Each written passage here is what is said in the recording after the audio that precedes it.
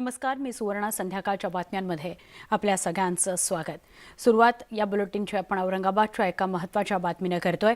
औरंगाबादमध्ये आयुक्तांवर हल्ल्याचा प्रयत्न झालेला आहे. महापालिका आयुक्तांवर हल्ल्याचा प्रयत्न झालाय. आस्तिक कुमार पांडे यांच्यावर हल्ल्याचा प्रयत्न झालेला आहे.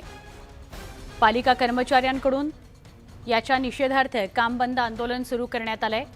आयुक्तांवरील हल्ल्याचा निषेध काम बंद आंदोलन करून केला जातोय. नेमका हा सगळा काय प्रकारे, कुणी हल्ल्याचा प्रयत्न केला, केव्हा ही घटना घडली, या सगळ्याविषयी थेट जाऊया. औरंगाबादला आमचे प्रतिनिधी सिद्धार्थ गोदाम आपल्या सोबत आहेत. सिद्धार्थ, हा सगळा काय प्रकारे, केव्हाची ही घटना आहे, नेमकं काय घडलं?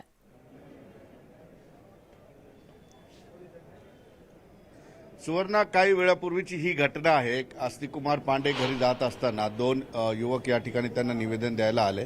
त्यांनी निवेदनाचा विषय विचारल्यानंतर त्यांना सांगितले की हे निवेदन आधी आलेलं आणि त्या समस्यावर काम सुरू आहे. मात्र आताच आमचं म्हणणं आहे का, अशा पद्धतीचं त्यांचं म्हणणं होतं. मात्र आयुक्तांना जायचं होतं, त्यामुळे ते निघाले. त्यांच्यासोबत एका तरुण त्यांच्या अंगावर धावून गेला आणि त्यांना मारहाण करण्याचा प्रयत्न केला. त्यासाठी आपण बघतो की सगळे कर्मचारी जे आहेत तिथं काम बंद आंदोलन करून या ठिकाणी थांबलेले सगळे कर्मचारी अधिकारी असतील ज्यांनी काम बंद आंदोलन, लेखणी बंद आंदोलन केलेलं आहे. एकंदरीतच घटना काय नेमकी बोलण्यासाठी माझ्यासोबत अधिकारी आहेत. दादा, काय झालं होतं नेमकं, काय म्हणणं? आज महानगरपालिकेमध्ये साधारणपणा नाही, बोला, आवाज येतो. ठीक आहे, होऊ द्या. काय झालं? आज माननीय प्रशासक महोदय हे त्यांच्या नियमित कामकाजासाठी त्यांच्या कामामध्ये बसलेले असताना त्या ठिकाणी एक व्यक्ती राहुल इंगळे नामक व्यक्ती होती आणि त्याच्याबरोबर अजून योगेश मगरे म्हणून त्याची सहकारी व्यक्ती होती. ते दोघेजण त्या ठिकाणी आले. माननीय प्रशासक महोदय त्यांनी घुसले आणि माननीय प्रशासक महोदयांना त्यांनी रीतसर निवेदन देण्याच्या ऐवजी त्यांनी मोठा फलक तयार करून आणला होता आज, आणि त्यांनी तो फलक साहेबांना, म्हणजे माननीय प्रशासक साहेबांना द्यायचा प्रयत्न केला. त्यावेळेस माननीय प्रशासक साहेब त्यांना एवढंच बोलले की तुम्ही आतापर्यंत 4-5 वेळेस मला ती सेम मागणी घेऊन आलेले आहात. ती मागणी म्हणजे पाणी पुरवठ्या संदर्भामध्ये संपूर्ण प्रशासन त्यासाठी कामाला लागलेलं आहे आणि आम्ही तो प्रॉब्लेम सॉल्व्ह करायचा प्रयत्न करत आहोत. एवढ्यावर त्या व्यक्तीचं काही समाधान झालं नाही आणि त्यामुळे त्यांनी डायरेक्ट आरेरवेची भाषा माननीय प्रशासक महोदयांच्या सोबत सुरू केली. त्याचप्रमाणे त्यांना ते जेव्हा लंच टाईम होता, लंच टाईमसाठी माननीय प्रशासक साहेब आपल्या आसनावरून उठले आणि जायला निघाले. त्यावेळेस त्या व्यक्तीने त्यांना अडवण्याचा प्रयत्न केला आणि त्या ठिकाणी त्यांच्यावर हल्ला देखील करण्याचा त्यांनी प्रयत्न केला. परंतु त्याच वेळेला माननीय प्रशासक साहेबांचे सुरक्षा रक्षक होते, त्यांनी वेळीच मध्यस्थी किंवा हस्तक्षेप केल्यामुळं माननीय प्रशासक साहेब त्या ठिकाणी बालंबाल त्याच्यामध्ये ते वाचले. ते युवकची ओळख पटलेली आणि तुम्ही तक्रार केली? हो, त्यांना महानगरपालिकेच्या वतीनं रीतसर माननीय पोलीस प्रशासनाकडे रीतसर तक्रार केलेली आहे आणि त्यांच्यावर कायदेशीर कारवाई करून त्यांना अटक करण्यात यावी अशी मागणी करण्यात आलेली आहे. पण आता हे आंदोलन किती वेळ चालणार आहे तुमचं, का थोडक्यात संपलं? नाही, हे आंदोलन जोपर्यंत त्या संबंधित व्यक्तींवर त्याला अटक होत नाही, त्याच्यावर जोपर्यंत ठोस अशी कायदेशीर कारवाई होत नाही, तोपर्यंत आमचं आंदोलन लेखणी बंद आंदोलन करतो आहोत.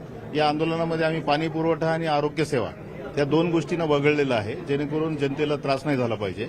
परंतु त्याचबरोबर आमच्या सर्व कर्मचारी अधिकाऱ्यांच्या भावना उद्याही आंदोलन निश्चितपणे जर त्याला अटक केलं नाही आणि त्याच्यावर जर कारवाई केली निश्चितपणे सुवर्ण या ठिकाणी आता ठाम कर्मचारी यांनी भूमिका घेतलेली आणि विषय यामध्ये महत्वाचा आहे. पाणी पुरवठ्याचा विषय होता. पाणी पुरवठा विषयीचा विषय घेऊन हे तरुण त्या ठिकाणी आले होते. आपल्याला माहिती आहे औरंगाबादमध्ये पाणी पुरवठ्याचा विषय आहे. औरंगाबादमधली परिस्थिती पाण्यासंदर्भातली काय आहे ही सर्व परिचित आहे. मात्र अशा प्रकारे हल्ला करणं आणि आपलं म्हणणं आत्ताच ऐका असं सांगणं ही एक चूक आपल्याला समोर येते आणि त्यावर कारवाई होईल अशी अपेक्षा व्यक्त करूया. धन्यवाद सिद्धार्थ. पुढच्या बातमीकडे वळतोय. अकबरुद्दीन ओवैसींनी काल औरंगजेबाच्या कबरीचं दर्शन घेतलंय आणि त्यावरून राज्यात सुरू झाला नवा वाद. औरंगाबादच्या कबरीला अकबरुद्दीन ओवैसींनी भेट दिली. इतकंच नव्हे तर त्यांनी औरंगजेबाच्या कबरीवर चादरही चढवली. त्यानंतर राज्याच्या राजकारणातून त्यांच्यावर चहूबाजूंनी टीका होती आहे. संजय राऊतांनी ओवैसींनाही तसंच गाडू असा इशारा दिलाय, तर संभाजीराजेंनी राज्यात असं घडायला नको होतं असं म्हणत विषयाला बगल दिली. भाजपच्या राम कदमांनी मात्र ओवैसींवर राज्यद्रोहाचा गुन्हा का दाखल केला नाही असा सवाल विचारलेला आहे. औरंगजेबाच्या कबरीपुढे आम्हाला सगळ्यांना खिजवण्यासाठी, महाराष्ट्राला खिजवण्यासाठी गुडघे टेकायचे, हे जे आहे ह्याच्यातून जर महाराष्ट्रामध्ये असंतता निर्माण करायची असं ह्या ओबीसी बंधूंचं काहीतरी एक राजकारण दिसतं आहे. पण मी इतकंच सांगेन, त्या औरंगजेबाची कबर महाराष्ट्राच्या मातीमध्ये मराठ्यांनी बांधलेली, त्याला कबरीमध्ये आम्ही टाकलं. 25 वर्ष तो लढत राहिला, महाराष्ट्रावर चाल करणारा हा मोगल राजा. म्हणजे तुम्ही आज कबरीवरती येऊन नमाज वगैरे पडताय, कधी तर तुम्हालाही त्याच कबरीत जावं लागेल. औरंगजेबच्या कबरच्या ठिकाणी गेले होते आणि चादर तिने तिथे टाकले. सर कानावर आलं होतं माझ्या, पण मी त्याचा अभ्यास पूर्ण करतो, त्याच्यावर एकदम प्रतिक्रिया देणं मला एकदम बरोबर नाही. पण जर झालं असेल तसं, आणि शिवाजी महाराजांची भूमी आहे आणि अशा भूमीत असं करणं हे काही बरोबर नाही आणि योग्य नहीं। हजारों लाखों हिंदुओं के मंदिर तोड़े, हिंदुओं को पीड़ित प्रताड़ित किया, यानी इस मुल्क के साथ सही मायने में गद्दारी की औरंगजेब ने। और इसी औरंगजेब के कब्र में मत्था टेकने वाले ओवैसी को आप छोड़ दोगे? यही है तुम्हारा साहस, यही तुम्हारी हिम्मत।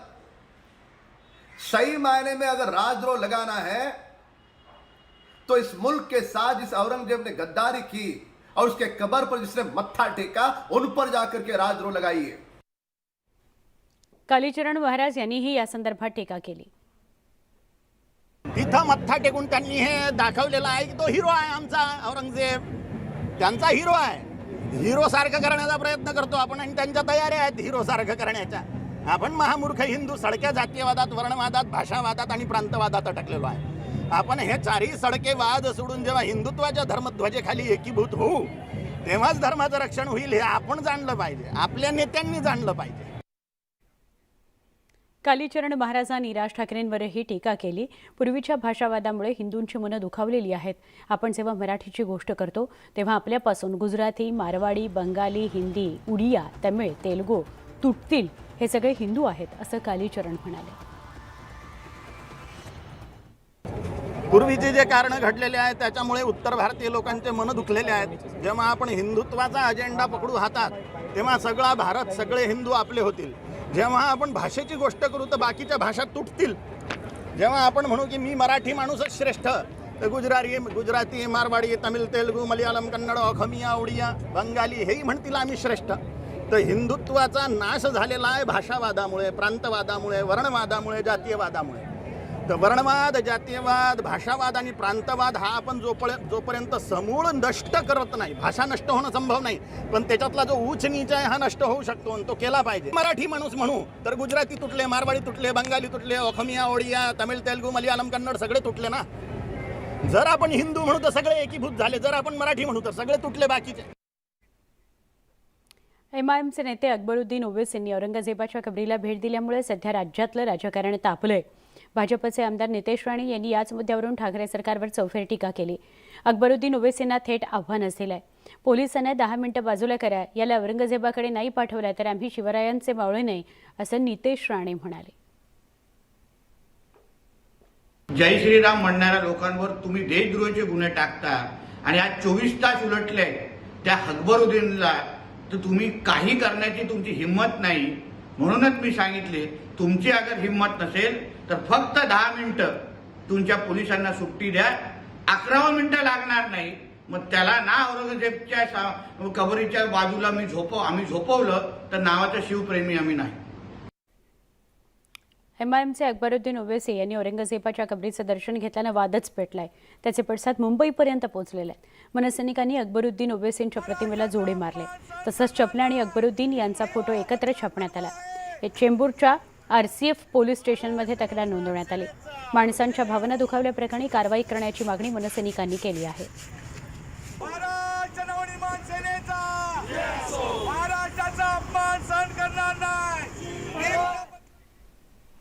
बीकेसी इथं उद्या शिवसेना पक्षप्रमुख उद्धव ठाकरेंची महाविराट सभा होते आहे। या सभेकरता शिरूर लोकसभेचे माजी खासदार शिवाजीराव आढळराव पाटील यांनी मतदारसंघामध्ये पोस्टर लावलेली आहेत। या पोस्टरवर उद्धव ठाकरेंचा उल्लेख हिंदू जननायक असा करण्यात आलेला आहे. विशेष म्हणजे यापूर्वी राज ठाकरेंचीही हिंदू जननायक असा उल्लेख करणारी पोस्टर्स पाहिलेली आहेत, लावण्यात आलेली होती.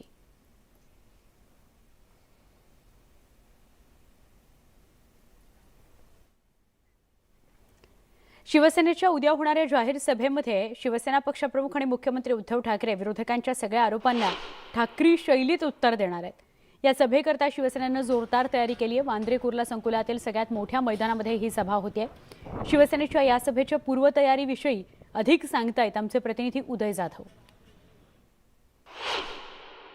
शिवसेना पक्षप्रमुख आणि मुख्यमंत्री उद्धव ठाकरे यांची जाहीर सभा वांद्रे कुर्ला संकुलामध्ये होत आहे. विरोधकांनी जे काही शिवसेनेवरती आरोप केलेले त्या सर्व आरोपांना एकाच सभेमधून उत्तर देण्यासाठी शिवसेना सज्ज झालेली आहे. आपण आता वांद्रे कुर्ला संकुलामध्येच आहे आणि जिथून मुख्यमंत्री उद्धव ठाकरे भाषण करणार त्या ठिकाणावरनं नेमकं समोर कसं सभेचं स्थळ दिसतं ते आपण इथे पाहू शकतो. समोर हे वांद्रे कुर्ला संकुलातलं मध्यवर्ती मैदान आहे. एक मोठं लांबलचक असं मैदान आहे आणि या संपूर्ण मैदानामध्ये जवळपास 1,75,000 इतक्या खुर्च्या मांडण्यात येणार आहेत. समोर आपण सगळी व्यवस्था पाहतात. ही सगळी व्यवस्था आता अंतिम टप्प्यामध्ये आहे.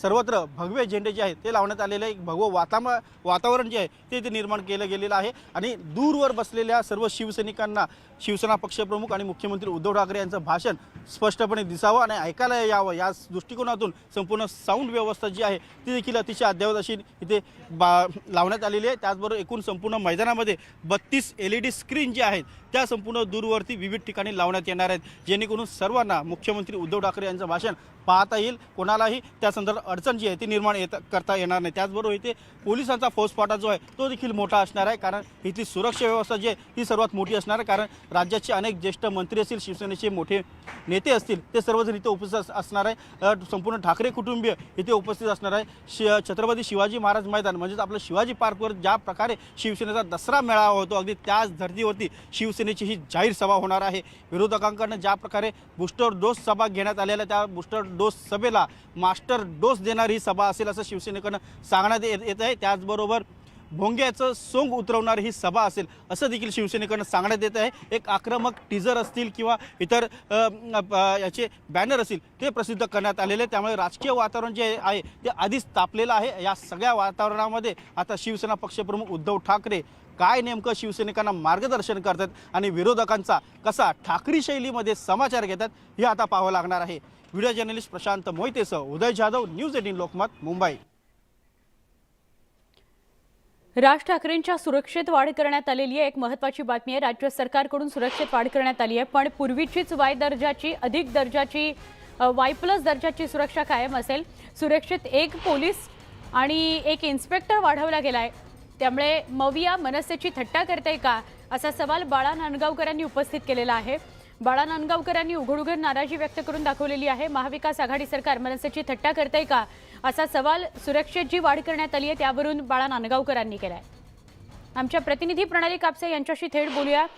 प्रणाली, एक इन्स्पेक्टर आणि एक पोलीस वाढवलाय राज ठाकरेंच्या सुरक्षेमध्ये आणि ही मनसेची थट्टा आहे का असा प्रश्न बाळा नांदगावकर विचारतायत. काय सांगाल सविस्तर? सुवर्ण, या संपूर्ण मुद्द्यावर बोलण्यासाठी आपल्याबरोबर बाळा नांदगावकर स्वतः आहे. आपण त्यांच्याकडून जाणून घेऊया. बाळाजी, तुम्ही म्हणताय की ही एक प्रकारची थट्टा आहे. ज्या पद्धतीनं तुम्ही मागणी केलेली होती आणि त्या मागणीनुसार काय तर एक पोलीस आणि एक इन्स्पेक्टर वाढवला, काय तुमचं म्हणणं एकूण? खरं आता मी राज्याच्या गृहमंत्र्याला काही रोज येणार नाही. राज्य सरकारने हा निर्णय घ्यायला पाहिजे. राज्य सरकारची पोलीस कोणाला सिक्युरिटी किती प्रोव्हाइड करायची त्याची समिती असते. त्याच्यावरती पूर्णपणे अंकुश राज्याच्या मुख्यमंत्र्यांचा आणि इतर सगळे काही कमिटीत 1-2-3 लोक असतात त्यांचा आहे. राज ठाकरे साहेबांची झेड सिक्युरिटी होती ती तुम्ही कमी करून Y+ केलीत, वाय केली होती सिक्युरिटी. आणि म्हणून मी त्यांना मध्यंतरीच्या काळामध्ये भेटून गृहमंत्र्यांना भेटून मी त्यांना झेड सिक्युरिटी करा म्हणून मागणी केली होती. मी आज ज्यावेळेला राजसाहेबांच्या घराकडे गेलो त्यावेळेला मला कळलं का एक इन्स्पेक्टरने एक पोलीस वाढवला आहे, अंमलदार दिला आहे. ही थट्टा नाही तर काय म्हणायची. एखाद्या माणसाला एवढा थ्रेट असताना सुद्धा जर राज्य सरकार अशा प्रकारची जर थट्टा करणार असाल तर कशाला सिक्युरिटी देता? मग देऊच नका ना, देऊच नका. मग बाळाजी, तुम्ही असं म्हणताय की एक प्रकारची थट्टा आहे आणि तुम्ही म्हणताय की गृहमंत्र्यांना दोष देऊ नका. मग हे नेमकं हे जे सगळं होतं हे कोण करतं? नाही, सरकार म्हणून सरकारची जबाबदारी आहे ना, गृहमंत्री एकटा नाही आहे. सरकार म्हणून त्यांनी निर्णय घ्यायची आवश्यकता आहे. मग तुम्ही सरकार म्हणून ज्यावेळेला शपथ घेता त्यावेळेला तुम्ही शपथेमध्ये आम्ही कोणाचाही द्वेष करणार नाही, आम्ही म्हणजे त्या शपथेमध्ये सगळं स्पष्टपणे असतं की आम्ही सगळ्यांना सन्मानाची समानाची वागणूक देऊ, समानतेची. मग तुम्ही काय वागणूक देता? ही कुठली पद्धत आहे? आणि ज्यांना गरज नाही त्यांना प्रचंड सिक्युरिटी तुम्ही देऊन ठेवलेली आहे. ही लोकांना कळत नाही का? ज्यांना खरंच आवश्यकता आहे त्यांना तुम्ही सिक्युरिटी द्यायला ढिलाई का करताय? राज ठाकरे यांचे मोठे बंधू उद्धव ठाकरे स्वतः राज्याचे मुख्यमंत्री आहेत आणि त्यांचं सरकार आल्यानंतरच खरं तर राज ठाकरे यांची सुरक्षा कमी झाली होती. द्वेषापोटी हे सगळं केलं जातं असं वाटतंय तुम्हाला? नक्की. गरज काय? राज ठाकरे हा खुल्या दिलाचा माणूस आहे. जे पोटात आहे तेच गोटात आहे. जसे बाळासाहेब होते, प्रबोधनकार होते, तसे तेच स्वभावाने तसेच आहेत. मनात ठेवून ते काही करत नाहीत. आणि म्हणून माझी अपेक्षा होती का त्यांना जी सिक्युरिटी पाहिजे दिली पाहिजे होती. तुम्ही द्यायला अडचण काय? तुम्हाला द्यायची ना तर कशाला मग एखादा इन्स्पेक्टर पाठवतात आणि पोलीसवाला पाठवतात सोबत? गरज काय? महाविकास आघाडी सरकार आल्यानंतर अनेकांना सिक्युरिटी देण्यात आली, म्हणजे आजपर्यंत ज्यांना नव्हती अशा अनेकांना सुरक्षा देण्यात आली आणि ज्यांना होती सुरक्षा त्यांची सुरक्षा कमी करण्यात आली. हे सगळं आणि सध्या गेल्या काही दिवसामध्ये राज ठाकरेंना जे काही प्रसिद्धीचं वलय मिळत आहे त्यामुळे एक प्रकारचा हा थट्टा करण्याचा प्रयत्न आहे. जाणून बुजून ज्या प्रमाणामध्ये राज ठाकरे साहेबांची लोकप्रियता वाढते, हिंदू समाजामध्ये त्यांचं स्थान वाढते, ते पाहिल्यानंतर आता ह्यांच्या सगळ्यांच्याच पायाखालची वाळू घसरलेली आहे आणि त्याच्यामुळे सगळं चाललेलं प्रकरण ती काय हरकत नाही. पण त्या दिवशी साहेब बोललेच ना, शेवटी सत्ता ही कायमची कोणाचीच नसते ना. परंतु मग आता तुमची मागणी काय? ज्या पद्धतीने हे प्रकरण हाताळलं जात आहे, तुम्ही एवढे वेळा मागणी करूनही आमची मागणी त्यांना जी झेड सिक्युरिटी होती, झेड प्लस सिक्युरिटी होती, जी काय तुम्हाला द्यायची आहे, पण त्यांच्या जीवाला धोका होता कामा नये या दृष्टिकोनातून त्यांना कुठली सिक्युरिटी द्यायला पाहिजे तो तुम्ही विचार करायला. आम्ही तर झेड प्लस सिक्युरिटीची मागणी केलेलीच आहे. मी राज्य सरकारकडे केले, केंद्र सरकारकडे केले आणि त्यांनी सिक्युरिटी दिली पाहिजेत आणि याच्याबद्दल आम्ही कुठलीही तडजोड स्वीकारायला तयार नाही. राज ठाकरे साहेबांच्या बाबतीमध्ये त्यांना प्रचंड अशा प्रकारचे थ्रेट आहे. त्या थ्रेटच्याबद्दल सगळी माहिती दिली. परवाकडे मला आलेलं जे पत्र आहे त्या पत्रामध्ये पण त्यांचा उल्लेख होता, स्पष्ट आहे. पण जर सरकार या बाबतीत, राज्य सरकार जर या बाबतीत अशाच पद्धतीनं दुजाभाव करणार असेल तर अनेकांना केंद्र सरकारनं सुद्धा सुरक्षा पुरवलेली आहे. मग आता तुम्ही केंद्र सरकारकडे मागणी करणार? केंद्र सरकारकडे ऑलरेडी मागणी मी केलेलीच आहे ना. केंद्र त्याचा विचार कर. मला काय राज ठाकरे साहेबांनी सांगितली नाही मागणी करा म्हणून. मी स्वतःहूनच मागणी केलेली आहे. कारण मला दिसतंय मी गेले कित्येक वर्ष त्यांच्यासोबत आहे. त्यावेळेलाही काँग्रेसची सरकार होती, त्यावेळेला त्या साहेबांना सिक्युरिटी दिली होती त्यांनी, उत्तम प्रकारची सिक्युरिटी. मोठ्या साहेबांना सिक्युरिटी होती, उद्धव साहेबांना सिक्युरिटी होती, राजसाहेबांना सिक्युरिटी होती, पण आता कमी झाली.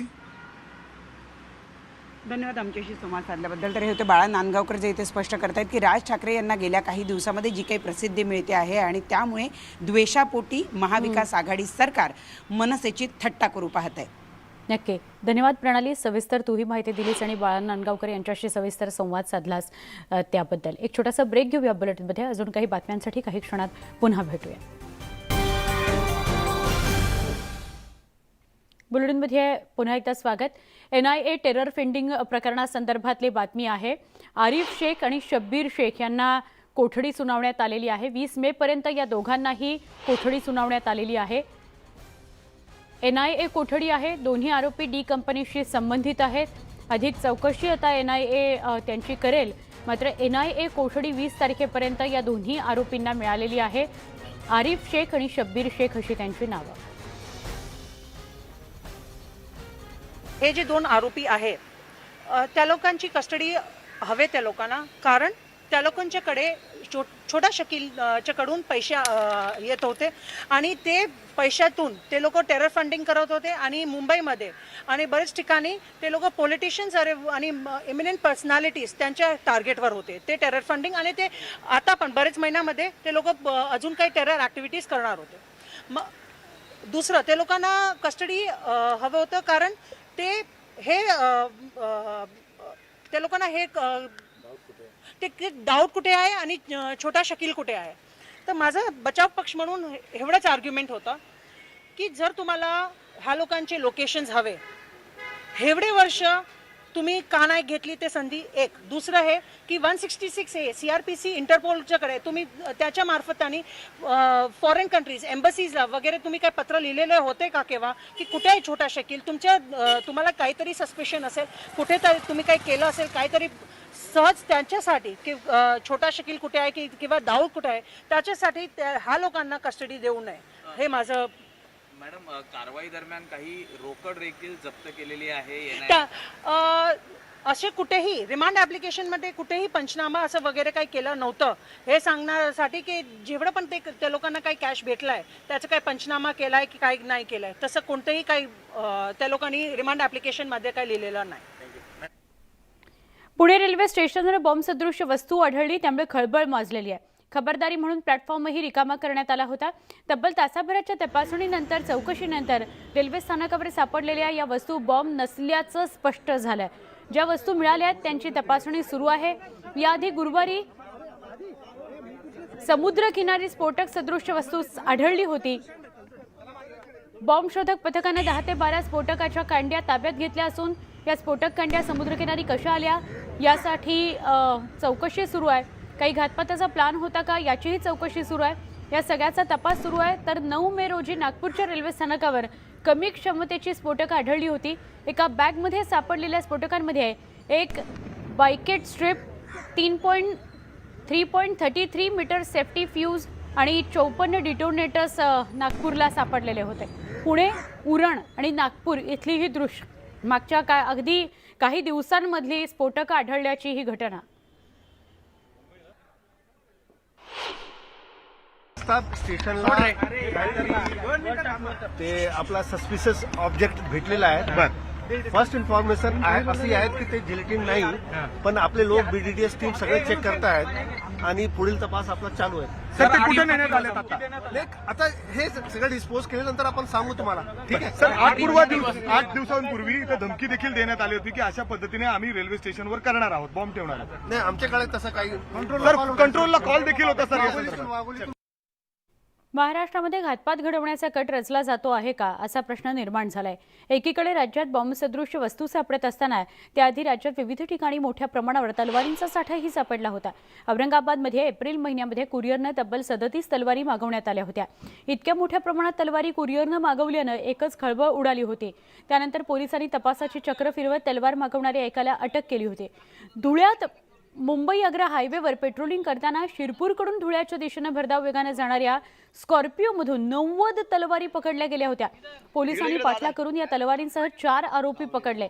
तर नांदेडमध्ये एका ऑटोतून 25 तलवारी जप्त करण्यात आलेल्या होत्या.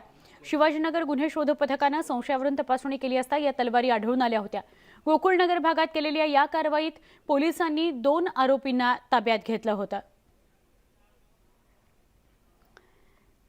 आता बातमी आहे कोर्टाने मलिकांना दिलेल्या दिलाशाची. आर्थिक गैरव्यवहाराच्या आरोपांखाली तुरुंगात असलेल्या नवाब मलिक यांना विशेष PMPML कोर्टाकडून अंशतः दिलासा मिळालेला आहे. मलिक यांना जामीन दिला नसला तरी त्यांना खासगी रुग्णालयात उपचार घेण्याची परवानगी कोर्टाने दिली आहे. तर अनिल देशमुख यांना मात्र कोर्टाने दिलासा दिलेला नाही. देशमुखांना खासगी रुग्णालयात उपचाराची परवानगी मिळालेली नाही. देशमुखांवर JJ रुग्णालयातच उपचार होणार आहेत. मलिकांना दिलासा मिळालेला आहे पण देशमुखांना दिलासा मिळालेला नाही. बीडमधून बातमी आहे. डॉक्टर सुदाम मुंडे याचं नाव कुपरिचित आहे असं म्हणायला हवं, कारण गर्भपात प्रकरणामध्ये या डॉक्टरचं नाव आलेलं होतं. त्याला जामीन मंजूर झालेला आहे. वैद्यकीय व्यवसाय न करण्याची अट घालून औरंगाबादच्या हायकोर्टानं मंजूर केला आहे हा जामीन. अवैध गर्भपात प्रकरणी त्याला शिक्षा ठोठावण्यात आलेली होती. त्याच्या पत्नीला सुद्धा शिक्षा ठोठावण्यात आलेली होती. राज्यात गाजलेल्या अवैध गर्भपात प्रकरणामध्ये डॉक्टर सुदाम मुंडे याला 15,000च्या बंधपत्रासह वैद्यकीय व्यवसाय न करण्याच्या आणि इतर अटी शर्थींवर औरंगाबाद हायकोर्टानं जामीन मंजूर केलेला आहे. अवैध गर्भपात प्रकरणात मुंडेला 10 वर्षे सक्तमजुरीची शिक्षा झाली आहे. त्यानंतर मुंडेला औरंगाबाद हायकोर्टानं 5 वर्ष वैद्यकीय सेवा न करण्याच्या अटीवर जामीन दिलेला होता. संध्याकाळच्या बातम्यांमध्ये पुन्हा एकदा स्वागत.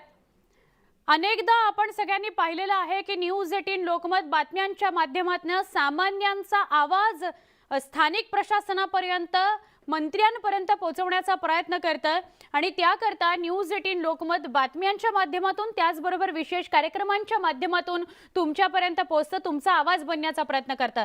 आत्ता आपण एका अत्यंत महत्त्वाच्या विषयावर बोलणार आहोत, पण फक्त आम्ही बोलणार नाही आहोत, तर तुम्हीही बोलतं व्हायचं आहे. बिनधास्त बोला या कार्यक्रमाच्या माध्यमातून. विषय हा आहे की आपण गेले 2 दिवस एकाच विषयाची चर्चा करतोय. अकबरुद्दीन ओवैसी, आमदार MIMचे अकबरुद्दीन ओवैसी औरंगाबादमध्ये आले, औरंगजेबाच्या कबरीवर गेले, या कबरीचं दर्शन त्यांनी घेतलं आणि त्यावरून आता राज्यात नवा वाद सुरू झालेला आहे. ही त्याचीच दृश्य आपण बघताय. ही कालपर्वाची दृश्य आहेत. औरंगजेबाच्या कबरीला अकबरुद्दीन ओवैसी यांनी भेट दिली. इतकंच नव्हे तर त्यांनी औरंगजेबाच्या कबरीवर चादर सुद्धा चढवली. राज्याच्या राजकारणातून या सगळ्या कृतीवर चहूबाजूंनी टीका होते आहे. संजय राऊतांनी काय किंवा इतर अनेकांनी, संभाजीराजेंनी सुद्धा या सगळ्यावर टीका केलेली आहे. भाजपच्या राम कदमांनी राजद्रोहाचा गुन्हा ओवैसींवर दाखल करावा अशी मागणी केलेली आहे.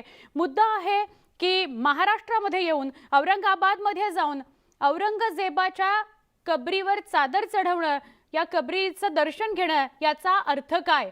आपण तुम्हाला सगळ्यांना बोलायचं आहे. बिनधास्त बोलाच्या माध्यमातून तुम्ही तुमच्या भूमिका आमच्यापर्यंत पोहोचवा. पहिला कॉलर आपल्याबरोबर जोडला गेलेला आहे. पंढरपूरहून शाहू पवार आपल्या सोबत आहेत. शाहू, काय आहे तुमची भूमिका, काय आहे प्रतिक्रिया? हॅलो, काय नाही, ही छत्रपती शिवाजी महाराजांची भूमी आहे, औरंगजेबाची भूमी नाही. त्यांनी ओवैसी बंधूंनी रायगडावर जाऊन फुलं टाकली असती तर मराठ्याला आनंद झाला असता, पण हे मराठा विरोध, महाराष्ट्र विरोध केले.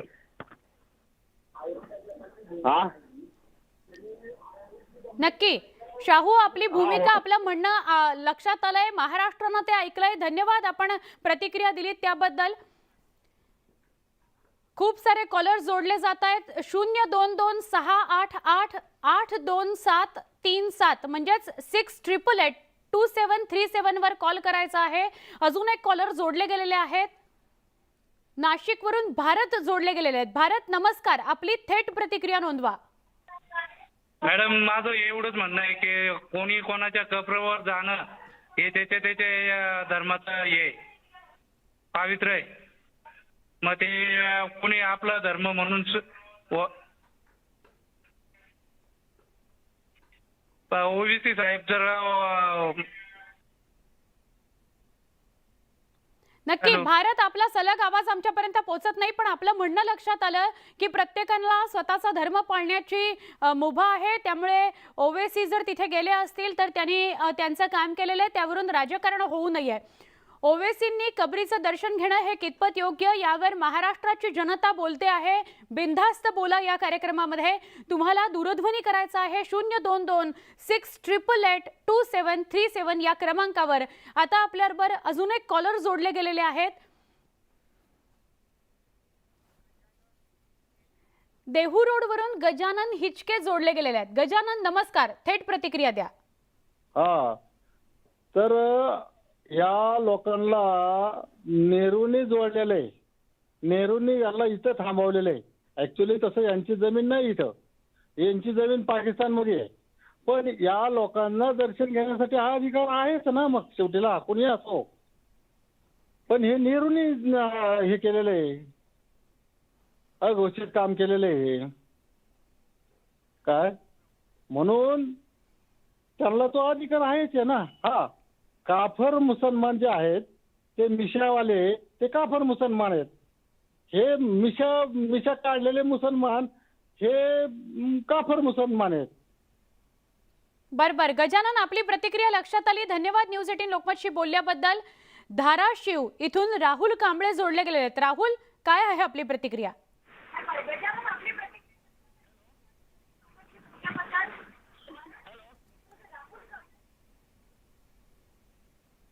राहुल, जी मॅडम, थेट प्रतिक्रिया द्या. राहुल मॅडम, जो तो आपल्या धर्माचा प्रश्न आणि असं वातावरण निर्मिती करून असं कोणाच्याही धर्माला एकदम हात घालू नये, असं हे एकदम खालच्या दर्जाचं काम केलं ओवैसी बांधवांनी. बर, म्हणजे नेमकं म्हणणं काय आपलं, औरंगजेबाच्या कबरीवर त्यांनी जायला पाहिजे होतं की नको होतं? पण असं हे पूर्ण सगळं वातावरण गंभीर करायचा प्रयत्न चालू आहे मॅडम. वातावरण तणावपूर्ण करण्याचा प्रयत्न केलेला आहे. धन्यवाद राहुल प्रतिक्रिया दिल्याबद्दल. स्वप्नील तापकीर पुण्याहून जोडले गेलेले आहेत. स्वप्नील बोला. मॅडम ऍक्च्युली आता शिवछत्रपती महाराजांच्या भूमीमध्ये अशा प्रकारे घडतंय महाराष्ट्रामध्ये, हे खूप चुकीचं घडतंय असं मला वाटतंय. तर हे सगळं थांबवलं पाहिजे अशी माझी मनातून भावना आहे. नक्की. स्वप्नील धन्यवाद. न्यूज 18 लोकमतला प्रतिक्रिया दिली त्याबद्दल. हा महाराष्ट्राचा आवाज आहे आणि महाराष्ट्राचा आवाज आज यावर बोलतोय की ओवेसींनी कबरीचं दर्शन घेणं योग्य आहे का नाही. त्यावरून तुम्हाला काय वाटतं? बिनधास्त बोलामध्ये नक्की कॉल करा 0226882737 या नंबरवर. आपल्याबरोबर अजून एक कॉलर जोडले गेलेले आहेत, त्यांच्याशी बोलूया. महेश आपल्याबरोबर बोलतायत. महेश कुठून बोलताय, काय प्रतिक्रिया आहे? महेश मोरे बोलतोय सांगलीवरून. बर. जो औरंगजेब स्वतःच्या भावाला बाजूला सारून स्वतःच्या पित्याला त्यांनी जेलमध्ये टाकून महाराष्ट्रात राहून भारतात राहून भारतीय लोकांना त्रास देऊन, ज्यांनी शिवाजी महाराजांना संभाजी महाराजांना त्रास देऊन ज्यांनी आपल्याला इथं भरपूर त्रास दिलाय, त्या लोकांच्या तुम्ही कबरीवरती पाया पडायला जाता. त्यांना लाज वाटली पाहिजे. त्यांना कशाला ठेवता इथं महाराष्ट्रात? त्यांना अजिबात घेतलंच नाही पाहिजे. अशा लोकांना राजद्रोह काय जो सगळ्यात मोठा क्राईम आहे तो त्याच्यावरती गुन्हा नोंद केला पाहिजे. त्याच्यावरती त्यांना लाज वाटली पाहिजे, लाज. आणि हे आपल्या भारतीय लोकांना लाज वाटली पाहिजे की हे असले लोक आपण पोचतो एवढी वर्ष. बस ह्याच्या पलीकडे आता अंगाची लाई होते, पण काय आता बोलायला येत नाही अजून फोनवरती. नक्की. पण महेश आपल्या भावना आपली आक्रमक भाषा लक्षात येते. आपल्याला राग आलाय. धन्यवाद. पण आपण आपली प्रतिक्रिया दिली त्याबद्दल. सांगलीमधून रमेश चौहान आपल्या सोबत आहेत. रमेश, आपली प्रतिक्रिया काय? मॅडम, हे सगळं राजकीय पोळी भाजण्याचा प्रयत्न चाललाय. प्रत्येक समाज आपापल्या पद्धतीने गोळीनं वागत असताना हे लोक आपापली भांडणं लावायला लागलेत आता. म्हणजे अशा प्रकारची कृती ओवेसींनी करून महाराष्ट्रातच भांडणं लावण्याचा हा प्रकार आहे असं म्हणायचंय? हा बरोबर, राईट. नक्की. धन्यवाद. आपण प्रतिक्रिया दिलीत त्याबद्दल रमेश. तुम्हाला काय वाटतं? प्रतिक्रिया नोंदवा न्यूज 18 लोकमतवर. दूरध्वनी क्रमांक आपल्याला स्क्रीनवर दिसतो आहे. पुढचे घाटकोपरहून श्रीरंग पाटील जोडले गेलेले आहेत. श्रीरंग, काय प्रतिक्रिया आहे? हॅलो हॅलो बोला श्रीरंग. आवाज ब्रेक होते मॅडम. हॅलो श्रीरंग, तुम्ही तुमच्या टीव्हीचा आवाज कमी करा आणि थेट तुमची प्रतिक्रिया द्या. मला मॅडम काय म्हणायचं आहे, आता याच्यावर जो वाद चालू आहे ओबीसीने.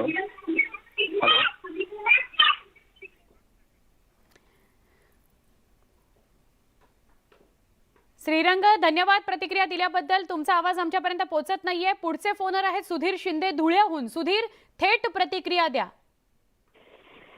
त्यांनी जे कबरीचं दर्शन घेतलं ना, ओवेसींनी जे कबरीचं दर्शन घेतलं तिथपर्यंत त्यांनी थांबायला पाहिजे होतं. त्या ठिकाणून टीका टिप्पणी करणं आणि आव्हान देणं हे योग्य नाही. आणि ते मुळामध्ये वादग्रस्त गोष्टी घडण्यासाठीच त्यांनी या सगळ्या गोष्टी केलेल्या आहे. बर, वाद घडवून आणण्यासाठीच या गोष्टी केल्या. सुधीर, धन्यवाद प्रतिक्रिया दिल्याबद्दल. पुढचे नितेश चौधरी पुण्याहून आपल्याशी बोलतायत. नितेश, बोला.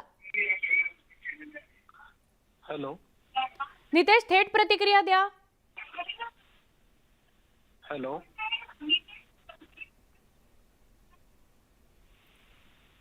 हे जे महाराष्ट्रात जे काही चाललंय ना. हॅलो हॅलो हॅलो हा मॅडम, हे जे काही चालू आहे ना महाराष्ट्रात, हे दोन धर्मांमध्ये तेढ निर्माण करण्याचं काम चालू आहे. धर्मात तेढ निर्माण करण्याचा प्रयत्न आहे. नितेश, धन्यवाद प्रतिक्रिया दिल्याबद्दल. सगळे कॉलर्स महाराष्ट्रातले यांना पहिली विनंती आहे, जर तुम्हाला तुमची प्रतिक्रिया सगळ्या महाराष्ट्राने ऐकावी असं वाटत असेल तर कृपया तुमच्या टीव्हीचा आवाज अगदी कमी ठेवा, तरच तुम्ही तुमची प्रतिक्रिया देऊ शकाल. अन्यथा तुमचा आवाज आमच्यापर्यंत नीट सलग पोहोचणार नाही. आमचा नंबर जो आहे तो तुम्हाला स्क्रीनवर दिसतो आहे. बिनधास्त बोला. जे ओवेसींनी औरंगजेबाच्या कबरीचं दर्शन घेतलेलं आहे त्यावरची प्रतिक्रिया आम्हाला हवी आहे. पुढचे फोनर आपल्याबरोबर जोडले गेलेले आहेत, कॉलर आपल्याबरोबर जोडले गेलेले आहेत. समाधान खैरे बुलढाण्याहून ते आपल्याशी बोलतायत. समाधान, थेट प्रतिक्रिया द्या. हॅलो, बोला समाधान. मॅडम, माझं समाधान शेरे. समाधान शेरे बुलढाण्याहून बोला, थेट प्रतिक्रिया द्या. हा मॅडम, जे आयसीने ज्या पद्धतीचे कृत्य केलं आहे ते मला तरी वाटतं की ते इथे येऊन करणं योग्य नव्हतं महाराष्ट्रामध्ये. बर, नक्की धन्यवाद प्रतिक्रिया दिल्याबद्दल समाधान. आपले पुढचे सांगलीहून योगेश पाटील कॉलर जोडले गेले आहेत. योगेश, काय प्रतिक्रिया आपली, थेट बोला. इम्तियाज जलील ज्यावेळी गाडीत बसून बोलत होते ना की आम्ही ते 4-5 मजार होते आणि जाता जाता आम्हाला एक मजार आहे, आम्ही तिथे पाया पडून गेलो. अगदी त्यांना लाज वाटली नाही बरं की बाबा त्या मजाऱ्यावरती काय झालं होतं, महाराष्ट्रात काय घडलं होतं, शिवाजी महाराजांना किती त्रास दिला होता त्याबद्दल. अगदी बरोबर योगेश. म्हणजे आपल्या प्रतिक्रियेवरनं हे स्पष्टपणे दिसतंय की आपण रेग्युलर बातम्या बघता आणि खरंय तुमचं म्हणणं.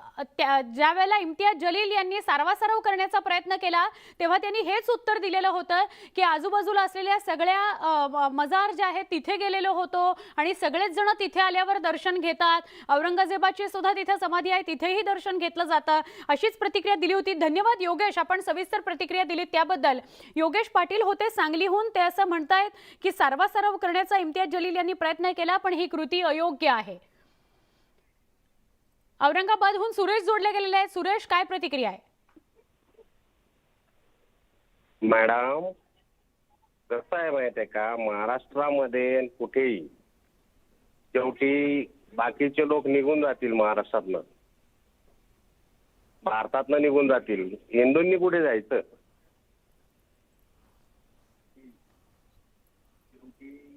नाही, ही जी कृती आहे ना सुरेश वाघ, ही जी कृती आहे त्याच्याविषयी आपली प्रतिक्रिया नोंदवा. नेमकं काय म्हणायचंय आपल्याला? मॅडम, ही अयोग्य गोष्ट आहे ना. सर्व महाराष्ट्राला त्रास दिलेला आहे औरंगजेबांनी. नक्की सुरेश वाघ, धन्यवाद. आपण बोललात न्यूज 18 लोकमतशी. ठाण्याहून आदित्य आपल्याबरोबर जोडले गेलेले आहेत. आदित्य, बोला. मॅडम, हे जे ओबीसीने केले, 2 धर्मामध्ये तेढ निर्माण करण्याचा प्रयत्न केलाय, त्यांच्यावरती कारवाई झालीच पाहिजे. नक्की. आदित्य साबळे ठाण्याहून बोलत होते. आदित्य, धन्यवाद. कारवाई झालीच पाहिजे. समाजात तेढ निर्माण करण्याचा प्रयत्न ओवेसींनी केलेला आहे, त्यामुळे अकबरुद्दीन ओवेसींवर कारवाई झाली पाहिजे असं आदित्य साबळे म्हणतायत. कोल्हापूरहून रामदेव जोडले गेलेले आहेत. कोल्हापूरहून रामदेव बोलतायत. रामदेव, थेट प्रतिक्रिया द्या आपली. हा मॅडम, ज्या प्रकारे औरंगजेबाचं थडगं या महाराष्ट्रात आपल्या महाराष्ट्रामध्ये गाडलं तसं या ओवीसीचं थडगं त्याच्या बाजूला गाडायला पाहिजे, एवढीच माझी प्रतिक्रिया आहे. ज्या प्रकारे औरंगजेब हा महाराष्ट्राच्या मातीतच मिळाला तसं या ओवीसीचं थडगं या महाराष्ट्रातच केलं पाहिजे बघा, एवढीच आमची प्रतिक्रिया आहे. बर, थेट आणि आक्रमक प्रतिक्रिया होती. धन्यवाद आपण बोललात त्याबद्दल. नांदेडहून शेख निहाल बोलतायत. शेख, आपली काय प्रतिक्रिया आहे? मॅडम, ते प्रतिक्रिया आमची ते पाय जे पडत आहेत ना ते काय गरज आहे त्याच्यामध्ये? ते काय गरज करत आहे मॅडम, ते बोलत आहेत ते. आपल्या टीव्हीचा आवाज आधी शेख कमी करा, कारण तुमचा आवाज आमच्यापर्यंत पोहोचत नाहीये. सलग बोला शेख. बोलायले ना, काय गलत केलं त्यानं? म्हणजे आपल्याला असं म्हणायचंय की औरंगजेबावरच्या कबरीवर जाण्याची काय गरज होती ओवेसीना, असं म्हणायचंय आपल्याला? हा मॅडम, बोलायचं आहे ना. बर, धन्यवाद शेख. आपण थेट प्रतिक्रिया दिलीत त्याबद्दल. नांदेडचे शेख निहाल असं म्हणतायत की ओवेसींना औरंगजेबाच्या कबरीवर जाऊन काय करायचं होतं, काय गरज होती त्यांना जायची. आपल्याबरोबर पुण्याचे निलेश चोपडे बोलता आहेत किंवा ते जोडले गेलेले आहेत. निलेश, काय प्रतिक्रिया आहे? हा, हॅलो मॅडम, बोला. हॅलो. हा मॅडम, माझं असं मत आहे की असे जर कृत्य करत असेल तर त्यावर पोलिसांनी कडक कारवाई करावी, कारण यानंतर कोणी असा विचार नाही करायला पाहिजे, कारण की हे एक प्रकारचा देशद्रोहच आहे मॅडम. नक्की, एक प्रकारचा हा देशद्रोह असल्याची कृती आहे, त्यामुळे त्यांच्यावर कारवाई व्हायला हवी असं निलेश चोपडे म्हणतायत. निलेश, धन्यवाद प्रतिक्रिया दिल्याबद्दल. सगळे कॉलर्स जे फोन करतायत आणि आपली प्रतिक्रिया नोंदवतायत त्या सगळ्यांना विनंती आहे की त्यांनी आपल्या टेलिव्हिजनचा टीव्हीचा आवाज कमी करा आणि मग आपली प्रतिक्रिया द्या. रायगडहून आपल्याबरोबर पुढचे कॉलर जोडले गेलेले आहेत. जगदीश नाव आहे त्यांचं, जगदीश जाधव. बोला जगदीश. Hello madam. बोला. हा, मी जगदीश जाधव बोलतोय. मॅडम, ते ओवेसीने तिथं कबरीचं दर्शन घेतलेलं आहे, पण तुम्ही मीडियावाले कशाला त्याला महत्व देता एवढं? आम्ही तर तुम्हाला बोलायची संधी देतोय की नेमकं ही जी घटना घडलेली आहे, ज्यावरून राजकारण सुरू झालंय महाराष्ट्रात, त्यावर सामान्य जनतेला काय वाटतं, म्हणून तर तुमची प्रतिक्रिया महत्वाची आहे जगदीशजी. नाही, ते करतायत ते चुकीचं आहे. ते करून ते मीडियाला दाखवतात ते त्याही पेक्षा चुकीचं आहे. पण जे आपल्या आजूबाजूला आणि महाराष्ट्रामध्ये घडतं आहे तेच तर दाखवतोय बातमीच्या माध्यमातून. जगदीशजी पण धन्यवाद, आपण प्रतिक्रिया दिलीत त्याबद्दल. जगदीश जाधव होते रायगडहून. पुढचे कॉलर आपल्याबरोबर जोडले गेलेले आहेत कोल्हापुरातून, यशवंत शेळके. यशवंतजी नमस्कार. हा नमस्कार मॅडम. बोला. मॅडम, ताबडतोब त्यांना अटक केली तरच हा महाराष्ट्र शांत राहील. त्याच्यावर काही शांत राहणं कठीण आहे आणि वादन वाढण्याची शक्यता आहे. तेव्हा सरकारनं ताबडतोब त्यांना अटक केली पाहिजे. अकबरुद्दीन ओवैसी यांना ताबडतोब अटक झाली पाहिजे असं यशवंत शेळके म्हणतायत. कोल्हापुरातून ते आपल्याबरोबर जोडले गेलेले होते. यशवंतजी आभार प्रतिक्रिया दिल्याबद्दल. सगळे कॉलर्स जे फोन करतायत आणि बोलतायत, प्रतिक्रिया देतायत, व्यक्त होतायत, त्या सगळ्यांना एकच विनंती आहे, त्यांनी त्यांच्या टीव्हीचा आवाज कमी करावा आणि मग दूरध्वनी करून आमच्याशी सविस्तर बोलावं, सविस्तर प्रतिक्रिया द्यावी. न्यूज 18 लोकमत कायम सामान्यांचा आवाज म्हणून समोर आलेला आहे आणि म्हणून हे व्यासपीठ आम्ही उपलब्ध करून देतोय. आपली प्रतिक्रिया हवी आहे. औरंगजेबाच्या कबरीवर जाऊन चादर चढवणं ही अकबरुद्दीन ओवैसींची कृती कितपत योग्य? प्रवीण नलावडे साताऱ्यातून जोडले गेलेले आहेत. प्रवीणजी नमस्कार, प्रतिक्रिया द्या सविस्तर. हा नमस्कार मॅडम, मी सातारमधून बोलतो. तर आपल्या महाराष्ट्रामध्ये जे चालू आहे आता, म्हणजे सुरुवातीला रामाच्या ह्याच्यावरून चालू आहे, नंतर हनुमान चालीसा आणि आता हे नवीन नवीन विषय काढले जातात धर्मावरून. आता ओवेसी बंधूंनी हा विषय हे जवळजवळ पूर्णपणे नियोजनबद्ध चालू असल्यासारखं चालू आहे महाराष्ट्रामध्ये. म्हणजे फक्त हे महाराष्ट्र अशांत करण्याचा प्रयत्न चालू आहे. म्हणजेच आपल्याला असं म्हणायचंय की आता सामान्य जनतेने सुद्धा जागरूक व्हायला पाहिजे. आपल्या आजूबाजूला काय घडतंय त्याचं नीट आकलन या सामान्य जनतेनं सुद्धा ठेवलं पाहिजे. धन्यवाद, आपण प्रतिक्रिया दिली त्याबद्दल. बिनधास्त बोला या कार्यक्रमामध्ये महाराष्ट्रभरातल्या जनतेचा आवाज आपण जाणून घेण्याचा प्रयत्न करतोय, त्यांची प्रतिक्रिया घेण्याचा प्रयत्न करतोय. एक छोटासा ब्रेक घेऊया, लगेच भेटणार आहोत. पहा फक्त न्यूज 18 लोकमत.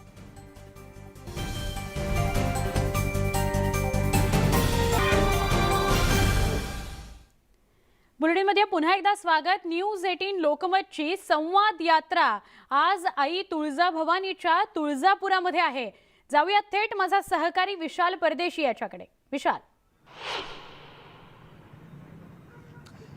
सुवर्ण, आज आपली संवाद यात्रा जी पोहोचलेली आहे ती तुळजापुरात आहे. अर्थात तुळजापूर आपल्याला सगळ्यांनाच माहिती आहे, महाराष्ट्राची कुलस्वामिनी तुळजाभवानीचं हे तीर्थक्षेत्र, त्यामुळे अर्थात हे सगळ्यांचं श्रद्धास्थान आहे. पण तुळजापूर गेल्या 2 ते 3 दिवसात आणखीन एका कारणाने चर्चेत आलं, ते म्हणजे छत्रपती संभाजीराजांना गाभाऱ्यात दर्शनासाठी प्रवेश नाकारण्यात आला.